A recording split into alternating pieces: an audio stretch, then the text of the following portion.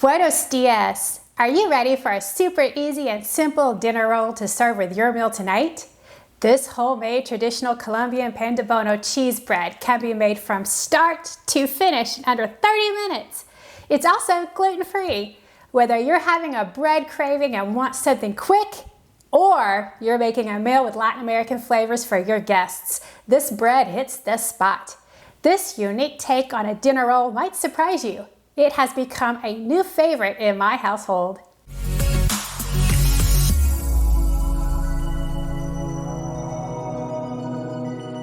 The primary ingredients in this bread are cassava flour, pre-cooked cornmeal, lots of cheese, and egg.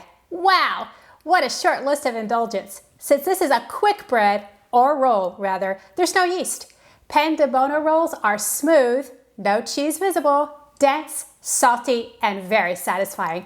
I've been eating these all week and loving them. You will not miss the butter at all. Pandebono in English simply means bonus bread. It's not exactly known where this bread originated, but there are three common stories. Historically though, Pandebono rolls were a popular hearty snack for day laborers in haciendas in Colombia. Its density was enough to carry the workers between meals. The recipe was later shared throughout the country and across frontier lines. Now the rest of the world can enjoy them. For such a quick and easy bread, let's get going. I can't wait to eat one of these rolls. For the ingredients, you'll need cassava flour, also known as yuca flour, pre-cooked cornmeal, also known as masarepa, baking powder, a little sugar, a little salt, queso fresco cheese, feta cheese, egg, and a tiny bit of milk. Let me just say, the cheese in this bread is everything. This bread is traditionally gluten-free, and you gluten eaters will not be missing anything. As a former gluten eater, I'm very happy to have discovered this roll. As I've said, this bread comes together very quickly, so let's get to baking. Let's start by preheating the oven at 400 degrees. And you want to line a cookie sheet with parchment paper, which I've done. We're going to be making 12 Pandebonos, and we could get all 12 on this cookie sheet. You could use a 17 by 12 or anything larger. Using a food processor is the easiest way to make this. So in it, we're gonna add all of our dry ingredients first. So we're gonna add 1.5 cups of cassava flour that I've already measured out. And then we're gonna add 1/2 cup of pre-cooked cornmeal. Pre-cooked cornmeal is the best to use in this recipe because pre-cooked cornmeal, known as masarepa, is very fine, it's been dehydrated, and it's been pre-cooked. So it's gonna be a much smoother textured bread with pre-cooked than if you just use regular cornmeal, so that's what we want for this recipe. To that, I'm gonna add 1/8 teaspoon of salt. We're gonna add 1/8 teaspoon of sugar, so not very much of either one of these, but just to enhance the flavor just a bit. And then we're gonna add 1/2 tablespoon of baking powder. And then we're just gonna quickly roll this up, pulse it just to get everything combined. So now we get to add the cheeses. We're almost done. How fast is that? I'm gonna add 1 block of feta cheese, and I'm gonna crumble it when I add it, and that is about 1.25 cups of feta. And I'm gonna add 1 cup of queso fresco, crumbled. Queso fresco is a very just salty, simple cheese. A sub for that could be just farmer's cheese, something that's fresh, something that you can crumble and that doesn't have a lot of flavor, just the saltiness. So now we're gonna pulse it all again and just mix it all up. It's about the easiest bread I've ever made. Even with the cheese, it's still really crumbly, so we gotta add a little liquid to it. While the machine is running, I'm just gonna pour in 1 egg. There's no need to beat it or anything, just let the food processor take care of it. So I'm gonna just turn it on, let it run, and pour in the egg. The egg did a little bit. Notice that it's becoming more of a dough-like consistency, and it's starting to stick together. Now, depending on how much liquid that you put in here from your cheese, some cheese, particularly that feta that I put in here, it had quite a bit of liquid to it if you saw the liquid drop down into it. So you might not need any more liquid to it. In fact, this feels pretty good. But I think I'm gonna add maybe 1 tablespoon of milk. You don't have to add the milk. You can add water. You may not need anything. But I'm gonna add a little bit of milk just to make sure that it's not too dry. And I'm gonna start with just 1 tablespoon. Add it as it's on. You're sort of looking for the consistency like a sugar cookie. It's just this nice, pliable dough. It's not sticky at all. We're there, so all I needed was 1 tablespoon of milk. All right, you're gonna scoop out your dough onto a work surface because we're gonna have to divide this dough into 12 equal portions. And this is not hard, we're just gonna eyeball this because I don't think this has to be perfect size rolls.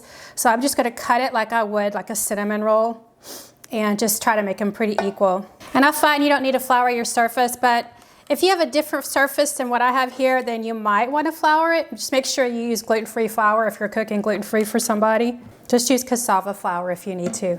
So I'm going to sort of just shape this in sort of like a cinnamon roll just because it makes it easier for me to divide it into 12. So let's try to eyeball. I'm just going to use my bench cutter. Let's try. Okay, we're going to get 6 out of this roll and 6 out of this side. 3 there. Get 3 there. Okay, got 3. All right, that's our 12. How easy is that? Traditionally in Colombia, they're either shaped into a nice ball, like this. Try to eliminate your creases there, or that's where they're gonna split in the oven. Or you could do a bagel-like shape with a hole in the center, like a ring. That's traditional as well. I find the ball just easy, and also it gives me a nice thick chunk of bread in the center, and I like that. All right, so just shape them into rounds, and then just put them aside. And we're gonna put them on our cookie sheet in a minute, and they'll be ready to go in the oven. Like I said, I think it's easier than biscuits.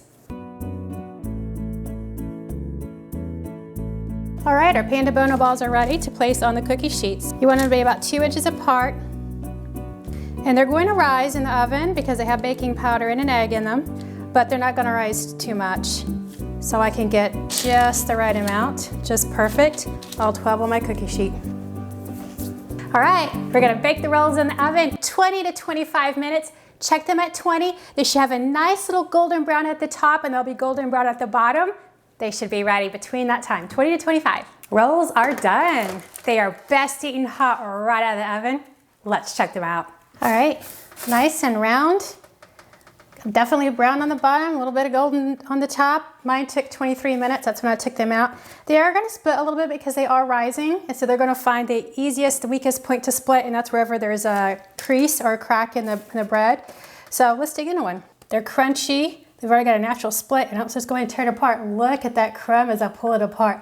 That looks like a gluten bread, doesn't it? It's just nice and stretchy. It's really good. I love that stretch. It makes me feel like we're looking at a traditional bread with flour, but it's not. It's that cassava and that cornmeal. That cornmeal, remember I said, is very finely ground, so you can't even tell there's cornmeal in here. You don't even see the cheese in here either. It's all blended up nicely. And that stretch is likely coming from the cheese. So you do have that resemblance of a traditional bread.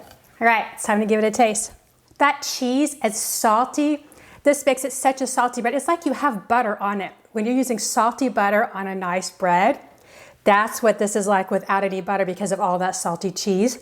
There's a nice texture that's more of a chewy texture on the inside because of the cheese.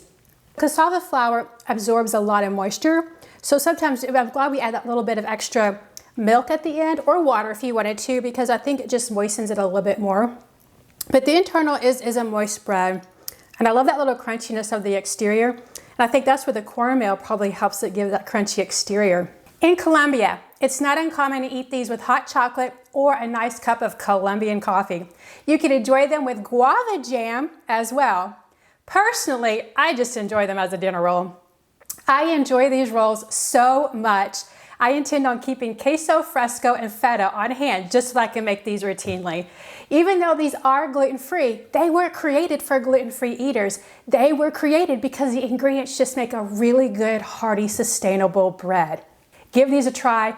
Super quick, super easy, easier than making homemade American biscuits. You won't miss the regular flour in these. Thanks for watching. If you make these Colombian Pandebono cheese rolls, leave a comment below and let me know how it went. I appreciate your support. Until next time, veía venir el mundo.